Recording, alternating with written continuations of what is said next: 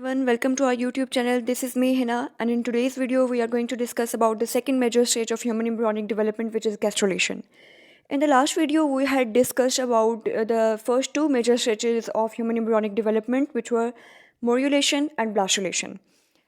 जिन students ने last video का lecture attend नहीं किया उनको मैं थोड़ा सा ओवरव्यू देना चाहूँगी और फिर आज का मेन टॉपिक हम लोग डिस्कस करेंगे गैस्ट्रुलेशन। इंशाल्लाह by the end of this video आप गैस्ट्रुलेशन से रिगार्डिंग तमाम कन्फ्यूजन्स आपकी रिजॉल्व हो जाएंगी by the will of Allah Almighty. Alright, so last video में हम लोगों ने डिस्कस किया था सबसे पहले ह्यूमन एम्ब्रियोनिक डेवलपमेंट की डिफरेंट स्टेजेस के बारे में। The very first was the formation of zygote. Zygote आपके पास ऑब्वियसली अगर एम्ब्रियोनिक डेवलपमेंट स्टार्ट करनी है, और हमने डिटेल में डिस्कस किया था कि ह्यूमन एम्ब्रियोनिक डेवलपमेंट बेसिकली है क्या, कि पैदाइश से पहले इंसान जितने भी मराहल से गुजरता है, जिन भी डेवलपमेंटल स्टेजेस से गुजरता है, उनको ह्यूमन एम्ब्रियोनिक डेवलपमेंट में प्लेस किया जाता है। ह्यूमन एम्ब्रियोनिक डेवलपमेंट में सबसे पहला और सबसे मेजर स्टेप है जाइगोट फॉर्मेशन। ये जाइगोट आपके पास maternal egg and paternal sperms की फ्यूजन के थ्रू बनता है, यानी कि मदर का एग और फादर का स्पर्म फर्टिलाइज करेंगे और उसके थ्रू आपके पास होगी जाइगोट फॉर्मेशन। अब ये जो जाइगोट है ये यूनिसेलुलर है और हमने इसको मल्टी सेलुलर अडल्ट ह्यूमन में कन्वर्ट करना है, तो बहुत सारे डिफरेंट स्टेजेस में से हमें इसे गुजारना पड़ेगा और पूरे 9 मंथ्स ये डिफरेंट स्टेजेस में से गुजरता गुजरता एक अडल्ट ह्यूमन में कन्वर्ट होगा। सो जाइगोट जो कि आपके पास डिप्लॉयड है, 2n है, यूनिसेलुलर है, इसके अंदर सबसे पहले क्लेवेजेस होंगे, डिफरेंट माइटोटिक डिवीजन्स होंगे जिसको हम क्लेवेज का नाम देंगे। सबसे पहले माइटोटिक डिवीजन इसमें आप देख सकते हैं कि वर्टिकल माइटोटिक डिवीजन हो रही है जिसके थ्रू ये 2 सेल स्टेज में कन्वर्ट हो गया। स्टूडेंट्स ये देखिए, ये समझने वाली बात है कि जाइगोट आपके पास 1 सेल है, सिंगल सेल है, इसके अंदर माइटोटिक डिवीजन हुई है, ये सेल डिवाइड कर रहा है और 2 सेल स्टेज में कन्वर्ट हो रहा है। 2 सेल्स, अब दोनों जो सेल्स हैं इंडिविजुअली ये सेल्स भी क्या करेंगे, डिवाइड करेंगे और 2 सेल स्टेज आपके पास कन्वर्ट हो जाएगी 4 सेल स्टेज में। 4 सेल्स इसी तरह से डिवाइड करेंगे और 8 सेल्स में कन्वर्ट हो जाएंगे। Similarly 8 cells will keep on dividing और आपके पास 16 सेल स्टेज आ जाएगी। अब ये जो 16 सेल स्टेज है इसमें आप देख सकते हैं कि सेल्स की बिल्कुल एक बॉल लाइक अपीयरेंस नज़र आ रही है। तो ये जो सॉलिड बॉल लाइक स्ट्रक्चर है इसको साइंटिस्ट ने नाम दिया है मोर्यूला का, and this stage is known as morulation. Alright, now morulation से आगे के जो स्टेजेस हैं उसमें स्टूडेंट्स काफ़ी कंफ्यूज हो जाते हैं, although it is very simple. Morula formation के बाद नेक्स्ट स्टेप है आपके पास ब्लास्टुला फॉर्मेशन और ब्लास्टुलेशन।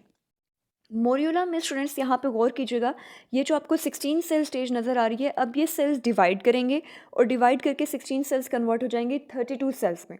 32 सेल्स जो हैं वो आपके पास इस तरह से, एक तो सेल्स डिवाइड भी कर रहे हैं और साथ में सेल्स के अंदर रीअरेंजमेंट भी हो रही है, यानी कि पहले आप देख रहे हो कि ये सॉलिड बॉल लाइक अपीयरेंस दे रहे हैं, लेकिन उसके बाद दूसरे ब्लास्टुला की कंडीशन में ये सेल्स, इनके अंदर रीअरेंजमेंट स्टार्ट हो जाएगी।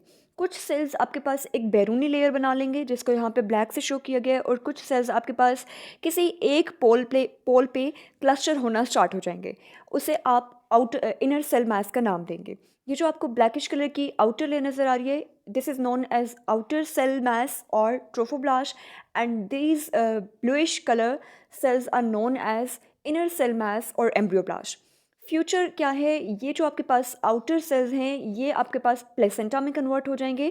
प्लेसेंटा क्या चीज़ है? Placenta is the connection between mother and foetal body, यानी कि बच्चे के और मदर की बॉडी के दरमियान वो कनेक्शन है जिसके थ्रू आपके पास क्या होगी, गैशियस एक्सचेंज होगा, फूड, न्यूट्रिएंट्स, सब चीज़ों की एक्सचेंज होगी। और ये जो ब्लूइश कलर के सेल्स आपको नज़र आ रहे हैं, these cells are known as embryoblast, और यही सेल्स जो हैं वो आपके पास फीटस में कन्वर्ट होंगे, यानी कि बेबी की डेवलपमेंट इन ब्लूइश कलर सेल्स से होगी। Alright, that was the overview of the last lecture. Now in today's video we will discuss about gastrulation. Now gastrulation is the second major phase of embryonic development. अब gastrulation की stage में क्या होगा students, यहीं पे आप लोग गौर करें, ये जो ब्लास्टुला फॉर्मेशन हुई थी इसी से आगे हम इसको कंटिन्यू करेंगे। ब्लास्टुला, यहाँ पे आप देख सकते हैं कि नीचे दोबारा ब्लास्टुला को ड्रॉ किया गया है।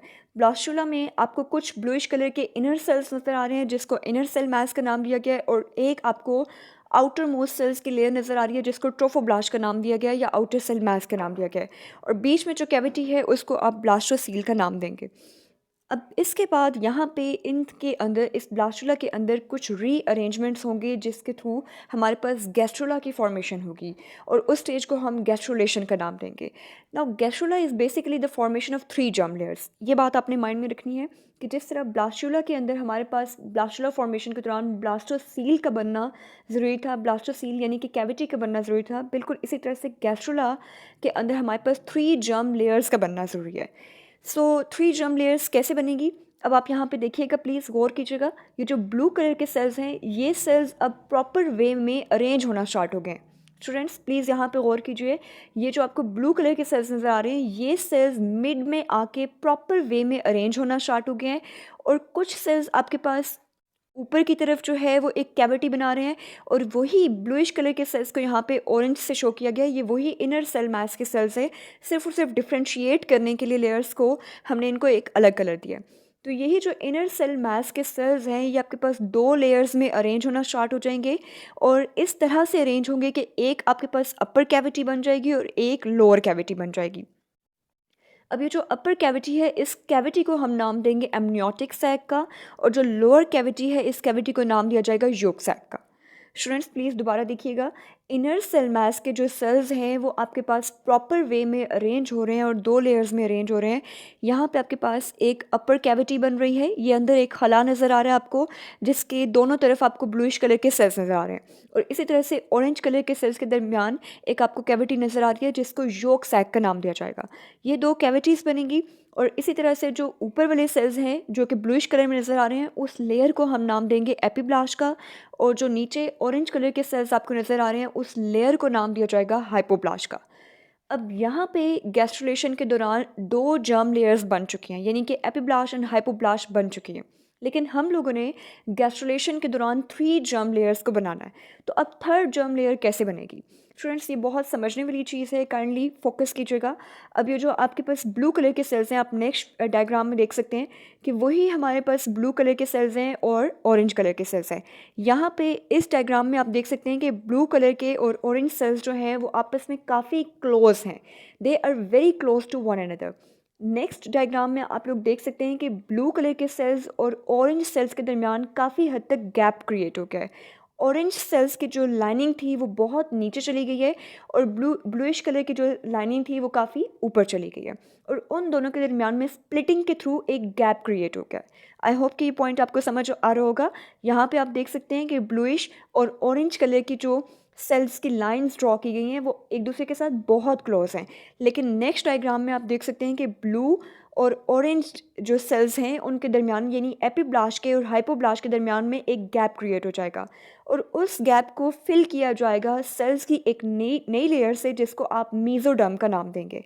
यहाँ पे आपके पास 2 लेयर्स बन गई थी, एपिब्लास्ट और हाइपोब्लास्ट, और यहाँ पे आपके पास 3 जर्म लेयर्स बन चुकी हैं, एक्टोडर्म, मीजोडर्म और एंडोडर्म।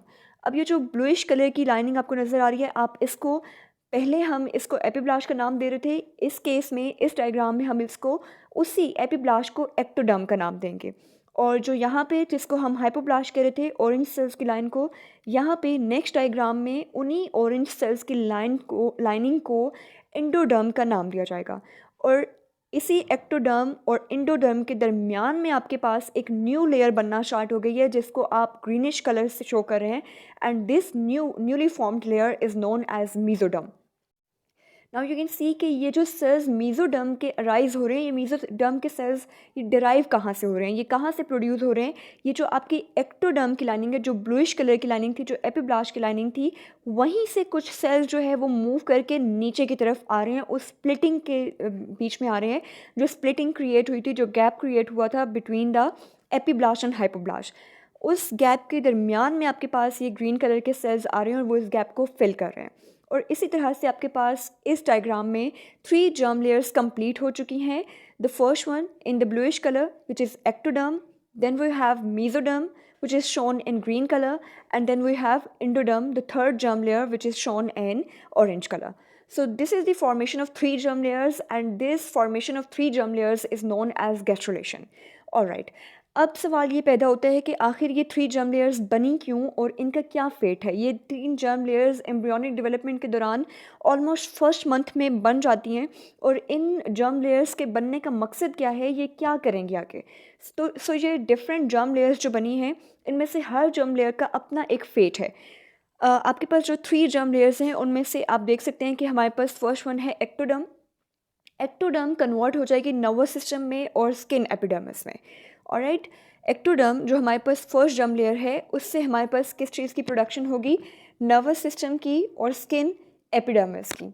इसी तरह से जो मीज़ोडर्म है, मीज़ोडर्म से आपके पास मसल्स की फॉर्मेशन होगी, सर्कुलेटरी सिस्टम की फॉर्मेशन होगी, रिप्रोडक्टिव सिस्टम की फॉर्मेशन होगी, बोन्स की, एक्सेट्रा।